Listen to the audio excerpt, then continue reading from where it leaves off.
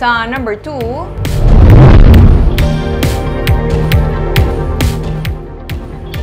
Bacolod Congressman Greg Gasataya ang nagapangayos ng suporta para makapadayon sang iyang serbisyo sa pumuluyo sa ginpatigay nga State of the District Address.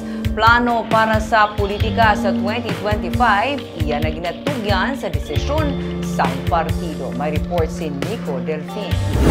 Ang dedikasyon sa pagpangalagad sa inyo mga kadayon. Mga utod, subong nga hapon, continue to watch me work. Salamat din! Ining nangin mensahe ni Congressman Greg Gasataya sa mga nabuligan pinaagi siya na duso nga mga proyekto kag programa nga ginpatpat siya sini nga State of the District Address sa USLS Coliseum sang Domingo.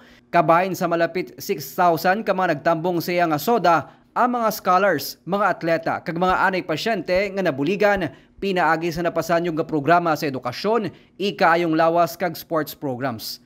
Wala kami kapili kung sino ang buligan. Nagbuto ka man kag Greg Gasataya o wala, nagkontra man sa ako na nagupod man ang among buligya, wala na nagalantaw kolor. Sa idalom sang termino ni Congressman Gasataya, natigay ng pagpatukod sa Bacolod City General Hospital kag dugang hospital beds sa Regional Hospital. Ginpabugal sang kongresista ang napasar nga layi para sa libre nga pag-eskwela sa mga estudyante sa mga state universities kag colleges sa pungsod.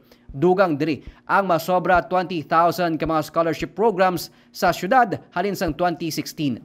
Diri sa aton sa syudad sa Bacolod kag lapit ka mga banwa kag syudad, we have Carlos Hilado, we have TUP, we have Bacolod City College, La Carlota City College, Bago City College, nga wala na nagabayad tuition kag miscellaneous fees ang aton sini nga mga estudyante.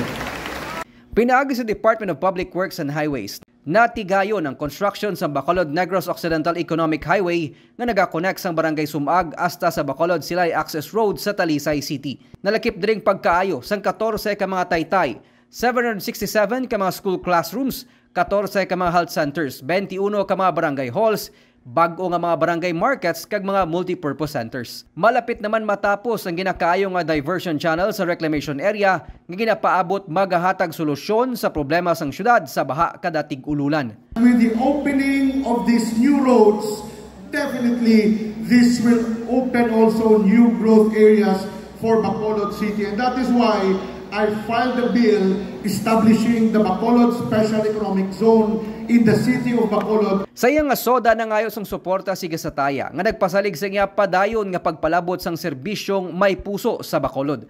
Pero hindi pa mapatod kuno nang iya mangin opsyon sa natalana nga 2025 elections. Ginsiling ni Gasataya nga ang partido na ang magadesisyon sa ilang mangin plano sa politika. Nalakip diring posible pag-switch nila sang posisyon ni Mayor Albi Benitez. Wala man naregluhan ay wala man agreement. But there's istorya, why man open man kami ever since the mayor of the story. Okay, now we had an interview with Councilor Talisay Katambanya. Wala pa man dito committee sa team assent. Wala man. Wala as ang kapangkabilugan wala man. Wala pa man so far sa any meeting for politics. For the remaining in case magano, in case maglaban kami, will there be a kiss and make up or similar dia as your as a case?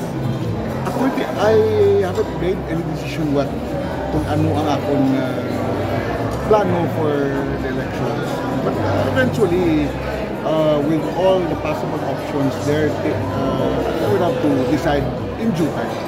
Ang soda sang kongresista ang gintambungan sa mga lokal nga opisyales sang syudad. Katapos ang business sector, opisyales ng DPWH kaban pa nga mga government agencies, mga department heads kag barangay officials. Nico Delfin para sa DigiCast Negros.